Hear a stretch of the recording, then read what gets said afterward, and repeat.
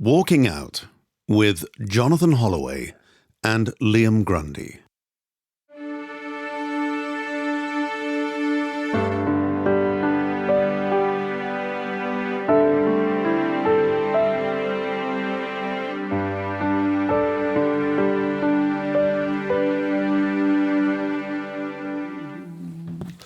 Are we planning to go on the ferry? Are we going to walk down to the ferry to see?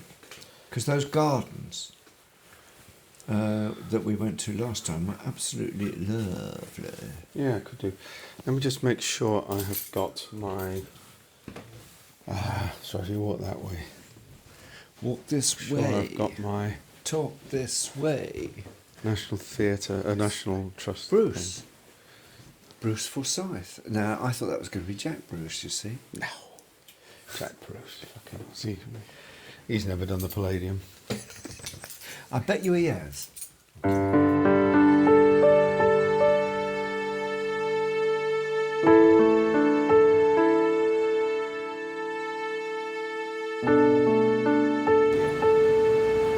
had a dream about being a policeman. Did you? Yeah, that dream again. Oh, that recurring Dream about being a policeman. recurring nightmare. And I had a dream about Leo Sayer and also about being a policeman. And Leo Sayer. Now, I often confuse Leo Sayer with the one who had an O name, Irish name, Gilbert O'Sullivan. oh yeah. For some reason, Leo Sayer and Gilbert O'Sullivan, there's not a very definite separation between the two in my mind. Well, that's peculiar. But anyway. Anyway, tell us about the police. Yeah, well, I had my usual dream about Leo Sayer, and then it went on to being. And Leo Sayer was wearing exactly the same clothes that I wear. Really? I'd gone out sort of to the pub or something, and I was there having a nice evening. And I looked over, and there was Leo Sayer wearing exactly what I was wearing. And, maybe Leo Sayer wanted to be you. Well, I wanted to be a Leo Sayer. There's always that. And I thought I should go over to him. Yeah. And maybe apologise. So sorry, Leo, I didn't realise you'd be wearing it, But I thought, no, hold on, why am I apologising to Leo Sayer? This is ridiculous. No, So- you should have made him go home and change. Well, again, that seems a bit heavy-handed, doesn't it? Oi. But Leo Sayer must be used to that because he won't let the show go on. Baby! Oh, Jesus. There you go. I won't let the show... Yeah, he won't let the show go on, will he? No. Show Anyway, go on. I sort of, as you do sometimes when you're asleep, Yeah. I thought, I've had enough of this. It's not going to resolve. So I then sort of thought, I must have turned over or something. Yeah. And then I started dreaming. I was a bit anxious in my dream. Yeah. And then I suddenly had this sort of feeling of calm came over me. And the reason was that I discovered what it is I wanted to do with my life. Oh. And that was to become a policeman. And I was filled with elation. Hey, but hang on. I'd now been welcomed into the Metropolitan Police Force, and that seemed to give me a lot of joy and peace. But that's exactly the opposite to the kind of chap you are. Sure. Well, when I'm awake, yeah, but obviously when I'm asleep, I'm law enforcement all the way through, like Brighton Rock. Oh. Because there has been times when people have thought I was a policeman. What do you mean? Why would they think you're a policeman? I don't know. I mean, I remember I was doing a gig in a place called I, and there was no one in this bar. It was this tiny little bar. And I was there, it was the middle of winter as well, so it was like snowing outside and everything. So I walked in there with this other guy who was a musician. We both had like long coats on, and we were dressed pretty smartly. Yeah. And the woman was very sort of cheerful and all that. Yeah. And she sort of put 2 pints down on the bar. Yeah. And said, "These are for you." So I said, and I ordered them, and she said, but she wouldn't take any money. Really? So I said, "Oh, thanks, that's very kind." She goes, "No," she says, "because my son's just joined." So I thought, and then she started talking, and I kind of went along with it. And I realised she thought I was old Bill, I was a You copper. were a copper. And also, the bloke I was with, she thought we were both coppers. Because you both had the long coats on. We both had long coats. So we were drinking this beer, and I couldn't say, actually, it got too late to actually say, it got too late for me to actually say, I'm not a copper. Because I was already drinking the beer. And the thing was, because the pub was more or less empty, Yeah. when she came over, every time she came over, she could hear what I was talking about. Yeah. So I was with this mate of mine, who was a musician, we were off to do a gig, but I couldn't talk about music. So you had talk to about what start we're doing copper talk. So we had to sort of, kind of talk about things that weren't, that were more sort of law and order based and sort of, and the thing is I couldn't leave because I was meeting the rest of the people there. So we were kind of chatting, just like treading water, talking about stuff that, about the weather and things. Thank you. And then she put another couple of pints up. No. So I was a bit So you were stuck. drinking all evening? Well, no, in I was this just pub? waiting till the lads turned up, and then we're going off to the gig, you see, to play. Yeah. But we were stuck there, and there was no point I could say, oh no, I'm not a policeman. And she was asking me questions about how long her son would take to do his exams. And all this.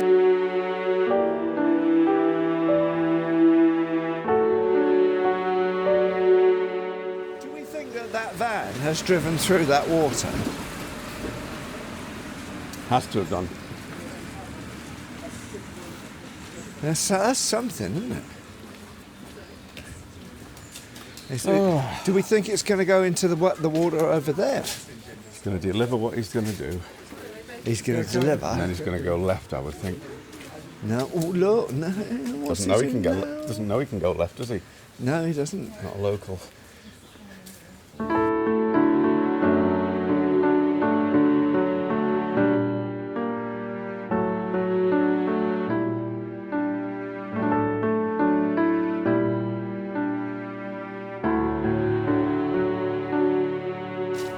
Reminds you of that story where the bloke goes to confession to the priest and he said, I have these terrible, filthy thoughts, all the time, just all the time I have these terrible, and I'm terrible. And the priest said, hold on, no, hold on, don't be too hard on yourself. I mean, did you entertain them? And he said, no, Father, they entertained me. Oh. Yeah. Gosh. Those boats being on a level with us is quite disconcerting, isn't it? Yeah, they always get you that, doesn't it? Good, but you see, Yeah. I'm a bit of a river dweller now. Yeah, all right. Okay. I'm used to all this. All right, okay. I'm a kind of I could probably drive any of those boats. Yeah, I'm sure you could. Do a bit of rope work, bit of half hitch maybe. Half hitch? Isn't that a rope? Isn't that a knot? Clove hitch. How many ropes are there on a sailing vessel? Oh, this is your game, isn't it? You Yeah. know more than me. How many ropes are there on a sailing boat? 2. One at the front, one at the back. No. Oh. The answer is none. Oh, because what do you they call all them? have separate names. Oh, of course they do. Yeah. Is one called the lanyard? Yes, one is called a lanyard, and that goes on the front of the boat, and that's what you pull the boat along. Oh, that's one I've got. Yeah. And the shrouds. Is there a halter a halter? or a noose? No, I don't remember there being either a halter or a noose. No. Not my kind of boat then. Oh, God. What a beautiful afternoon. Look at the sun, Yeah. where the sun's on the trees, and the leaves have turned gold and everything. It's brilliant, isn't it? Yeah, it's happening again, isn't it? Gorgeous. Gorgeous. The autumnal. It's very autumnal. A bit late for it to be like this, actually. Beginning of November next week. April is the cruelest month. Who's that? April is the cruelest month. April is the cruelest month. Oh, who's that? Is that one of those Is that one of those Lakeland poets? No, Oh, who is it then? it's Thomas Stearns Elliot. Oh, is it? Toilets. T.S. Eliot. April is the cruelest month. I'll give it up. Is that all Cheer you up. know? Cheer up. Is that all you Elliot. know? Well, it goes on then a bit more, doesn't it? Because I know he goes on a bit about cats, doesn't he? Well, that was in a separate thing, wasn't it? Yeah. That's all he's known for. Is now. April is the April, cruelest month? yeah, he read is his own- that in the wasteland? It is indeed the waistband. April is the cruelest month. 'Cause that's when you start overeating, isn't it? Yeah, I suppose. Coming on spring, you start buying extra chocolate. When your waistband it doth tighten. Yeah, and you don't half look a right, and you don't forget to keep the light on. There you go. Conserving the grotto. Yes. It's all about conserving the grotto.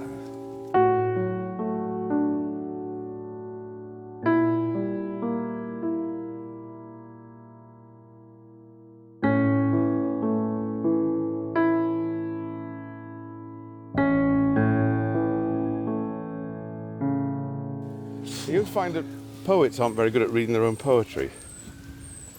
Every time they have someone on reading their own poetry, it's always awful. Because I think they think about the words and then don't actually know how to convey the meaning of the words, because they sort of internalise the words. But a performer, an actor, will actually use the words to create a thought process. Well, Am I right as a director, Jonathan? Yeah, Am I close to that? Well, I saw the Wasteland actually on BBC Four. Yes. The weekend before last, and it was that lovely actor, who was in one of those Hannibal Lecter films. Donald Fiennes.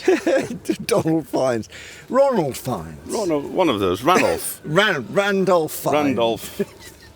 Randolph. Fiennes.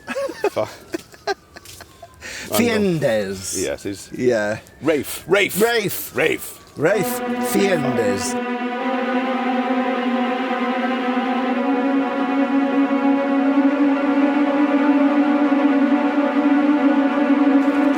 I think because the poet already knows what it means.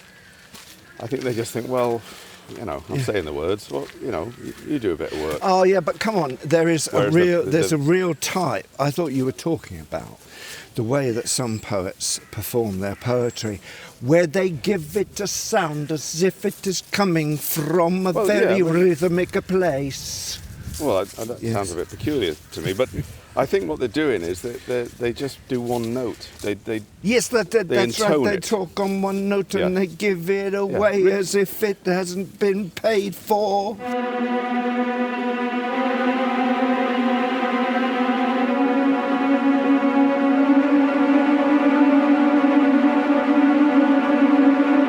Yes, so it's not Richard Armitage, it's Billy Armitage, No. Sid Armitage, No, Arthur there's Armitage. So many names, isn't there? Yeah, Armitage. Harry Arthur. Armitage Ware. No. But the person who picks Simon. up... Simon, well done. That's very good. Yay! Simon. But Armitage. Some people pick up a ukulele, and most people shouldn't ever pick up a ukulele. Simon, I think it might help him out. Yeah, no, it'd be good. But some other people, and I'm not going to name names.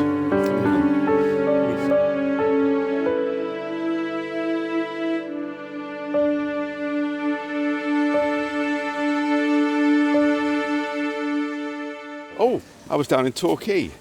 Oh yes. I went down to Torquay. Did I tell you? I went down to Torquay to play with the band. You did a very lengthy round trip. I did a very lengthy round trip, and yes, and what was there anything of interest? The breakfast wasn't too bad. Breakfast wasn't too bad. God, we lead a wild life. You went to Torquay and the breakfast wasn't too bad. Yeah, I went to. God, the kind of life you lead. Just leaves the rest of us standing, gawping in your wake. I was. I can't really tell you much about it. That is. What happens on tour stays on tour. Well, we went in the.